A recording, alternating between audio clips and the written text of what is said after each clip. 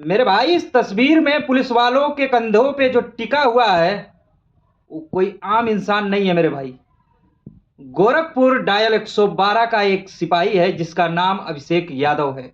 और इस बार इसने जो क्राइम किया है मेरे भाई, उसे क्राइम नहीं, एक घिनौना कांड कहेंगे जिसे सुनने के बाद आपकी रूह कांप जाएगी।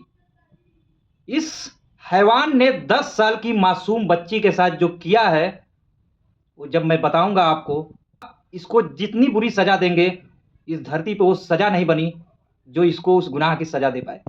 कहानी की शुरुआत होती है गोरखपुर के जिला अस्पताल से, जहां पे उस पीड़ित की बड़ी बहन भर्ती रहती है। ये लड़की 10 साल की मासूम बच्ची अपनी बहन को खाना पहुंचाने जाती है। घटना 28 जुलाई की है। रात को 10 बज रहे थे। खाना पहुंचा करके, खाना दे करके ये वहां से वापस लौट रही होती है।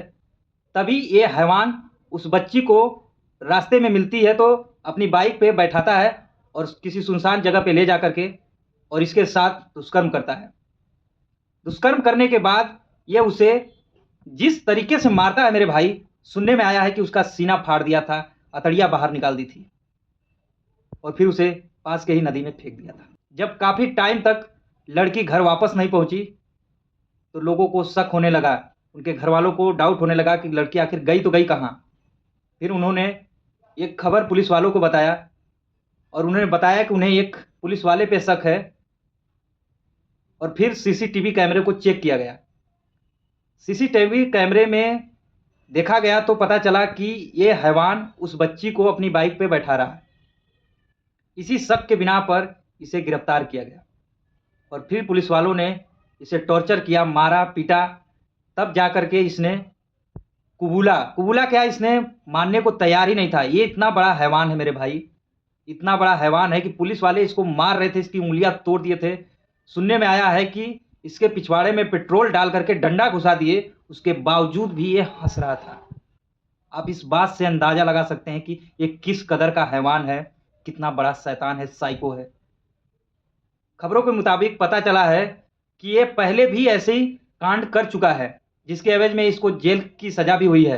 क्या ये पहले भी इस तरह की कृत्य कर चुका है? 2025 जनवरी में इसके द्वारा एक बालिका के साथ अभद्रता और फर्जी नंबर प्लेट का अभियोग पंजीकृत करते हुए जेल भेजा गया था, जिसके बाद ये सस्पेंड भी हुआ था और पिछले वर्ष सितंबर में ये बहाल होकर विभागीय कार्रवाई के अधीन रहते हुए 112 में अपनी फिर ये वहां से छूटा और इसकी बहाली भी हुई। ये फिर से ड्यूटी पे डायल 112 में ज्वाइन हो गया था और वहां पे अपनी सेवा दे रहा था। और 28 जुलाई की रात को जो इसने कांड कर दिया मेरे भाई, अब उस मासूम बच्ची को तो वापस नहीं ला सकता कोई, लेकिन मेरे भाई इस आदमी को ऐसी सजा मिलनी चाहिए। कोई सजा नहीं है भाई, इसको क्या सजा दोगे आप, किस तरह से तड़पाओगे? कोई सजा नहीं है भाई धरती पे। सारे सबूत इसके खिलाफ है। सुनने में आ रहा है कि इसको बचाने की कोशिश की जा रही थी कि पुलिस वालों की बदनामी ना हो, गवर्नमेंट की बदनामी ना हो, इसलिए योगी गवर्नमेंट इसे इस खबर को बाहर निकलने से रोक रही है, ऐसा सुनने में आया है। ये बहुत ही शर्म की बात है मेरे भाई, बहुत ज़्यादा शर्म की बात है। जिस गवर्नमेंट पे हम खुले दिल से भरोसा करते हैं, इतना भरोसा रहता है कि क्राइम अगर कोई होगा इस तरह का तो इंसाफ मिलेगा, सजा मिलेगी। जिस तरह से बाकियों का इनकाउंटर हो जाता है, इसका क्यों नहीं हुआ? 2-2 बार क्राइम करने के बाद भी ये जेल से छूटता है और फिर से इसकी बहाली होती है और फिर से ये नया कांड कर दिया। इसका इनकाउंटर क्यों नहीं हुआ भाई? और सिर्फ इनकाउंटर नहीं, 20 सड़क पे इसको ऐसी ऐसी जगह गोलियां मारनी चाहिए कि आत्मा इसकी हिल जाए।